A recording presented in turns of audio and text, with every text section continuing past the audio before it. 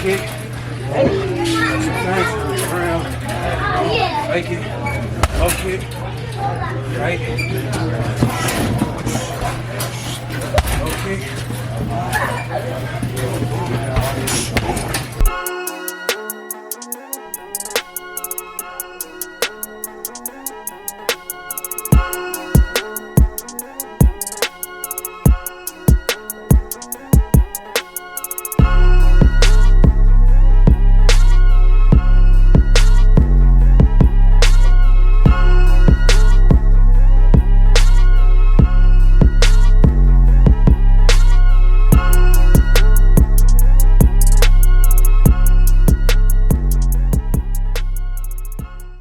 So welcome to the Everyday People Network. Right on. Thanks for having me, bro.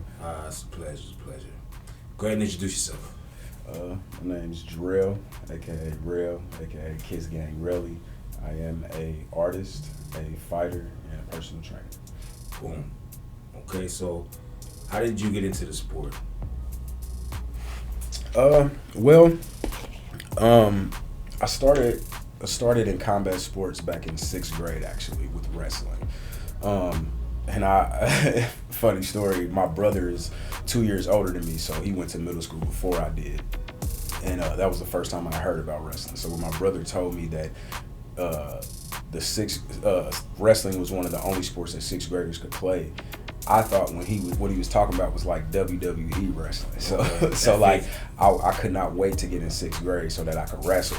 And then when I got there, I was like, what the hell is this, bro? You know what I'm saying? But so he wasn't jumping up top ropes like you thought. I thought I was, bro. I really did. And then when I got there, it was like, I've always been like a really athletic kid. So it was like very tough. So kind of, I stuck with it. And I actually became kind of good, you know what I'm saying? So I really enjoyed it. So I wrestled through middle school, skipped my freshman year, and then wrestled throughout high school. Okay. That kind of always, instilled a certain level of discipline in me, and just made me want to stick with combat sports and being active anyway, just by being involved in that. So by the time I got to college and afterwards, it was just part of me. So I started training in boxing, and then eventually the gym that I was training out of without a trainer, just training myself, shut down during COVID.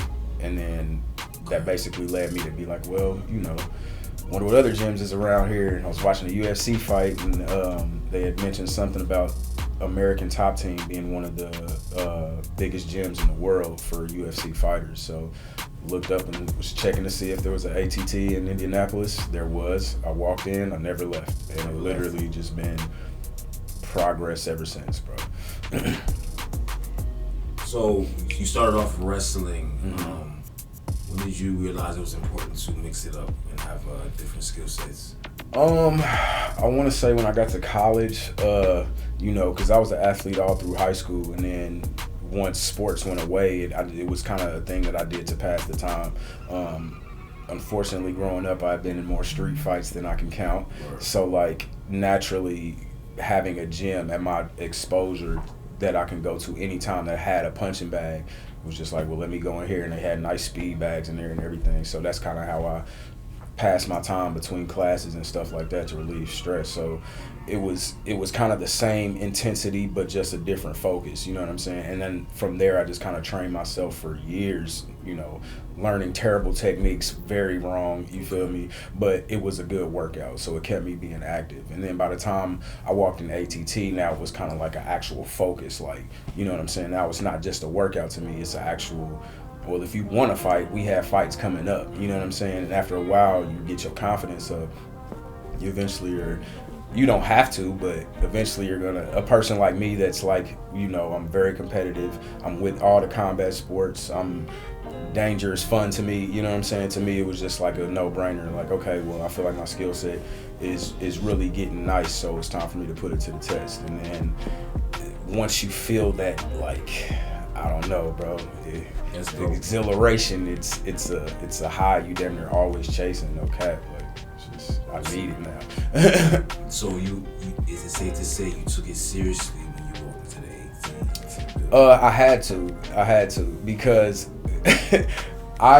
when I remember, I walked in because I heard on a UFC fight that American Top Team has a lot of gyms around the country. So when I walked in my mind, being young and dumb and not knowing shit, I'm thinking that I walk in here and it's just automatically I can get in the cage and now I'm ready to rumble. So I remember the first day I walked in, I talked to the owner and he was like, I was like, yeah, bro, I'm trying to hop in the cage and shit. He kind of looked me up and down. I was like, okay, slow your roll. You know what I'm saying? We got a process you got to go through type shit. And then once I got into classes and started sparring a lot of my fellow teammates that, you know, got a lot of love for type shit, you realize like, yo, I can't fight. Like, I fucking suck real bad. You know what I'm saying? Which humbles you, you know what I'm saying? And now it's like, okay, well, now I can actually build a base from something, which I already have the conditioning because I've been working on this already. I already have the dog in me from being a wrestler, you know what I'm saying? And I've already have that competitive spirit to want to keep pushing forward until I win. So it just made sense that it's like, okay, well, now that I have a direction, you know, the puzzle pieces came together and it's just like, well, shit, I'm gonna keep doing this until my legs fall off, literally. Okay. So do you have a favorite strike or submission in any fight? Is like a go-to move? In kickboxing, what I would like to say style-wise, I would say a question mark kick, although I have yet to land one in an actual fight. Say it one more time. Question mark kick. Okay. It just looks very cool because it looks like you're doing two kicks in one. It's really dope. But I've yet to land one. I've yet to actually attempt one because it's flashy, low probability of making a real impact. Movie shit. Borderline. It's worked in fights, definitely. Israel Adesanya is a person who like kind of, you know, branded that bitch. Even though he's not the inventor or nothing like that, he kind of made it the thing type shit. I like that move, but realistically, a left kick for me is like my go-to. I'm gonna work my jab and chop at the legs over and over and over again until I take it out. Outside of that, maybe a front kick or a teep. But when we're talking jiu-jitsu, it's a neck and arm choke or an arm triangle. Like with a wrestler background, I know it kind of doesn't make sense unless you know what I'm talking about. But like with a wrestling background, it's kind of a easy position for me to land in, and I do very often and very easy, and if you do it right, you literally can choke somebody else. So that's kind of like my go-to that I end up with more times than not. So a question for people who aren't really professional. Mm-hmm. What's more draining, going toe-to-toe striking or on the ground grappling? On the ground by a long shot. Okay. Not even close. Like, so to put it in perspective, I would say between strikes, that is a moment for me to breathe and relax, right? You know what I'm saying? Like, I can step into a position where both of us can strike each other and I can step out, regain myself, use my footwork to create a proper angle for me to attack and not get hit, right?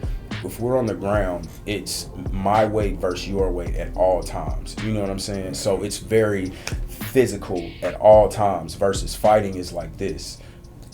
Okay. You know what I'm saying? So it's like it's way more tiring. If you want to lose weight, highly recommend getting into boxing, or not boxing, wrestling or jiu-jitsu.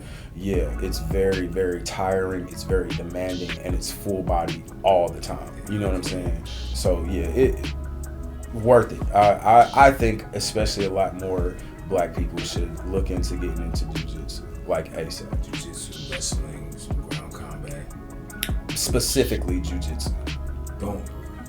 So in my experience, most fights end up on the floor, you know. Like in street fights? Right. Mm-hmm. So unless you're knocking somebody out, we rumble, we're gonna get into it, we might fall into. Mm-hmm. So like you said, it's best that we learn. It's very advantageous, and I'll put it to you like this. Most cops train in jiu-jitsu, and the ones that you see where dudes are overpowering them and shit like that, like on the street and shit, I think there was like a viral video of like two cops and like a trainee cop type shit, and it was like a black dude versus this white chick and this white dude, and it literally was the dude's goal was to get from this end to this end with them two holding him down, and he eventually dragged them all the way through and literally got whatever the fuck was at the end type shit. Difficult to find that. With basic jujitsu, you don't even have to be good, bro. Like with basic jujitsu, all that stops. Like if a street fight were to happen with what I know now, and by no means am I saying I'm good. I fucking suck in comparison to what jujitsu is as a whole. I'm terrible. You know what I'm saying? But like if I were to compare that, you know what I'm saying, like where I was before doing that to where I am now, it's kind of like apples to oranges, bro. You know what I'm saying? A regular person couldn't possibly compare to somebody that knows the very basics of jiu-jitsu, especially when it goes to the ground. Once it goes to the ground, somebody knows jiu-jitsu, somebody doesn't, the fight is over. Guaranteed.